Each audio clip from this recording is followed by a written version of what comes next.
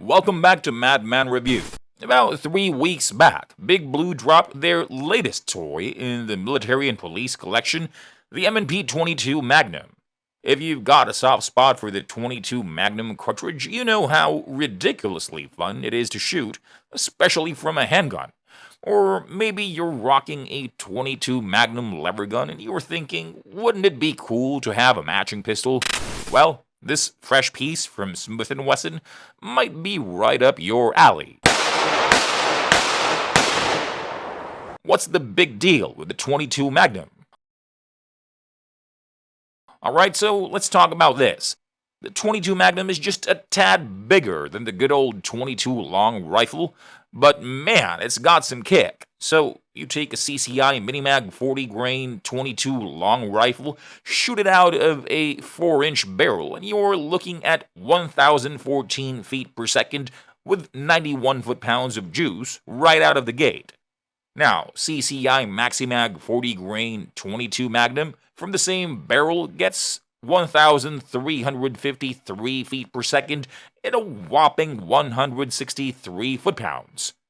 Doing the math, that 22 Magnum is about 79.12% more powerful than the 22 long rifle.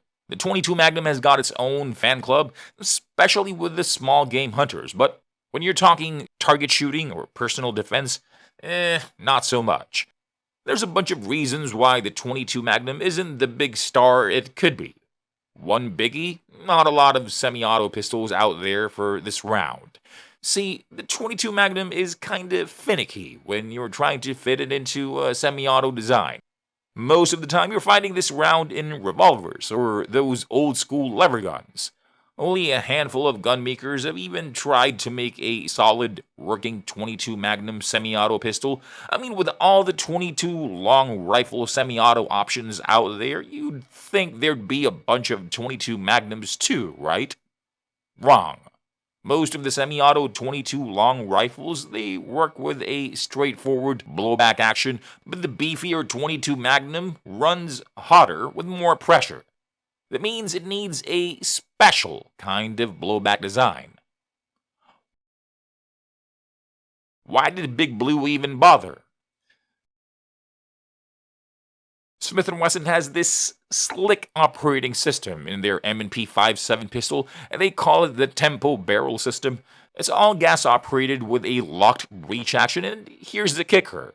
It's got this separate barrel and barrel shroud deal. Near the muzzle, there's a gas port, so nothing in the system even twitches until that bullet's left the building. Pretty neat, huh? Now, that Tempo barrel, it's decked out with 6 metal fins that look kinda like a revolver's cylinder. When you fire that cartridge, the gas works with those fins, gets the barrel moving, and kicks things off. This setup lets the M&P 22 Magnum handle those beefy 22 Magnum rounds no sweat. Not only is this thing tough, but it's also a cinch to get to and clean. So it keeps running like a champ. Smith & Wesson, being the smart cookies that they are, thought, why not use this system for a 22 Magnum pistol? And boom, they did. Is this another KelTec ripoff? I gotta say, even though I'm kinda digging this new 22 Magnum pistol from Big Blue, it kind of feels like they took a page out of KelTec's playbook, you know? Just to be clear, I'm a Smith & Wesson guy. I even have an M&P 9 M2.0 in my EDC rotation, so no shade on S&W, but this isn't the first time it feels like they've peeked over KelTec's shoulder. Like, remember the Smith & Wesson M&P 12? Felt like a pricier version of the KelTec KSG, but without the same bang for your buck. Just saying. Also, on this little feels familiar list, the Smith & Wesson M&P FPC, it's a folding 9mm carbine that's ready for some optics action. Tell me that doesn't remind you of the KelTec Sub 2000. Yeah, sure, the Smith & Wesson version folds differently and it's made of aluminum, while the Sub 2000 rocks a polymer frame. But here's the kicker. The M&P FPC only takes Smith & Wesson M&P pistol mags. Come on! One of the best parts about the KelTec's folder, it gobbles up those Glock mags. Let's be honest, most of us have a bunch of those lying around. Smith & Wesson missed the boat on that one. Now, let's chat about this latest and greatest from Big Blue. Their answer to the KelTec PMR 30. It's a 22 Magnum, comes with two 30 round mags, and it's all set for optics. Getting a feeling of deja vu yet?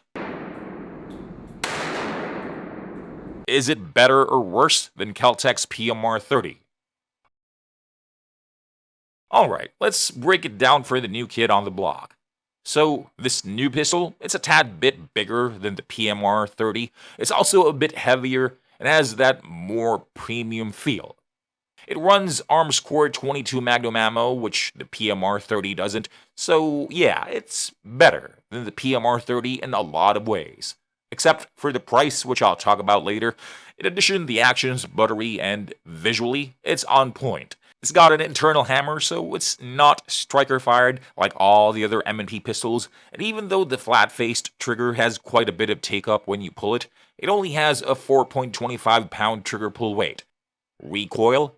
Basically non-existent. It's got a 4.35-inch barrel, which means overall it stretches out to about 8.4 inches and stands at 5.9 inches tall. It's a bit wide at 1.13 inches, mainly if you're counting the controls. Technically, you could hide it under a light jacket or something, but given its full-sized polymer frame, it's on the heftier side if you're thinking about keeping it concealed. Now, the slide is made of stainless steel, and it's got that signature Smith Wesson Armor Night black nitride finish, which is cost-effective and tough as nails. Control-wise, Big Blue is keeping it simple. They put a flippable mag release and ambidextrous safety and slide stop on this new pistol. Taking it apart is no big deal, but you gotta use a punch for the takedown pin. Lastly, it's got adjustable rear sights and a greenish front sight. It's prepped for those micro red dot sights too, so no fussing around with extra parts. And if you're into add-ons, it's got that Picatinny rail ready for a flashlight or whatever. Testing. Alright, so here's the lowdown on our test run with this bad boy. We went all in, tried out a ton of 22 Magnum ammo, 50 grain Federal JHPs, 45 grain Hornady Critical Defense, 40 grain CCI Maxi Mags, etc. Recoil was practically non-existent, but you do get a bit of a bang on the muzzle end. Given the full frame of the M&P 22 Magnum, its user-friendly controls and basically zero recoil, it is the perfect tool to show a newbie the gun game. Plus, with the slide being lighter than most centerfire pistols, it's great for folks who have average size hands. This pistol just begs you to do magnums. I haven't handled a gun that gave me this feeling, and I mean, life's short, right? With ammo stocks bouncing back and prices kind of getting back to normal, why not have some fun and really push the M&P 22 Magnum? Totally worth it. Now, let's talk aim. With that 4.35-inch barrel, I was getting decent groupings at 25 yards, most shots hanging in the 2 to 3 inch zone. Even managed a few tight clusters under 2 inches. No, it's not sniper level accuracy, but for nabbing small pests in your backyard or by your tent, it's spot on. As for reliability, it was mostly smooth sailing. A few hitches happened when the bullet didn't quite settle in the chamber right, but being honest, the bullets that acted up weren't on Smith & Wesson's recommended list. Pros and cons. So after playing around with this new piece, there are a couple of things we've observed. First off, that slide cut, we're really loving it. It's always refreshing to see some thoughtful design, you know? And big kudos to them for thinking about everyone with the ambidextrous controls. For the folks out there that like to swap things around, that reversible mag release is a neat feature. Still, if I'm being completely honest, I kinda wish those controls were a bit bigger. I mean, I understand the aesthetics and the need to keep things streamlined, but seriously, that safety's a bit of a chore. Now, onto the trigger, it's got a bit more play than I typically like, but at 4.25 pounds, you can't really complain about its weight. Overall, the shooting experience is decent, the blade safety isn't obtrusive, and I've seen worse. The grip, that's something they nailed. It's robust, has this appealing micro-textured surface, and the ergonomics of it, chef's kiss. Perfect blend of comfort and control if you ask me. When it comes to price, Smith Wesson tagged this big 22 Magnum pistol at a cool $649. To me, that's pushing it a little. If the wallet's feeling tight, you might want to peek at the KelTec PMR 30. But hey, if you've been burned by KelTec before, or it's just not your cup of tea, this could be right up your alley. Just a heads up.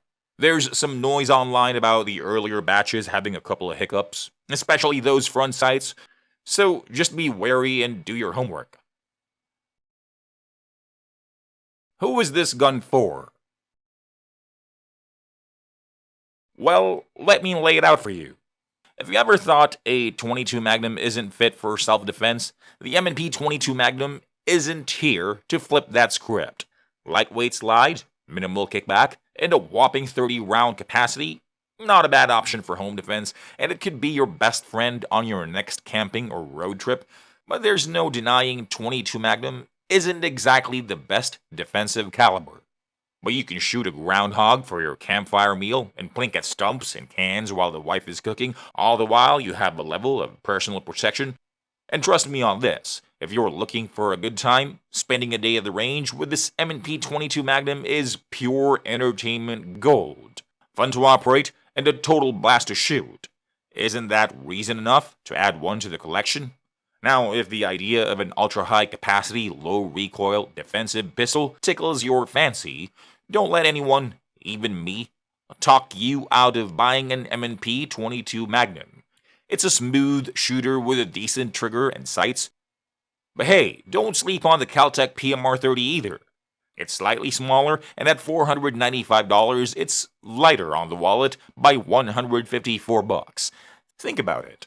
With those savings, you could grab 8 boxes of Maximag 22 Magnum 40 grain JHPs, priced at $18.99 a box, but you never know, there might be a deal out there with the M&P 22 Magnum at $500 or less. Snatch that up if you spot it. Now, just to keep things real, rimfire cartridges can be a tad finicky, so be ready for those tap rack bang moments if you're set on the M&P 22 or the PMR 30. And if you're thinking optics, 22 Magnum pistols can be choosy about the weight, but that's a subject for another day. Oh, and one last thing. The 9mm still wears the crown in the defensive handguns realm. More oomph, better price points, and plenty of them. Especially those micro-compact Wonder 9s or Breeze to carry concealed just makes more sense, right? But if you're recoil shy or you have health issues that limit your grip strength, then you might want to check out the M&P 22 Magnum or even the KelTec PMR 30.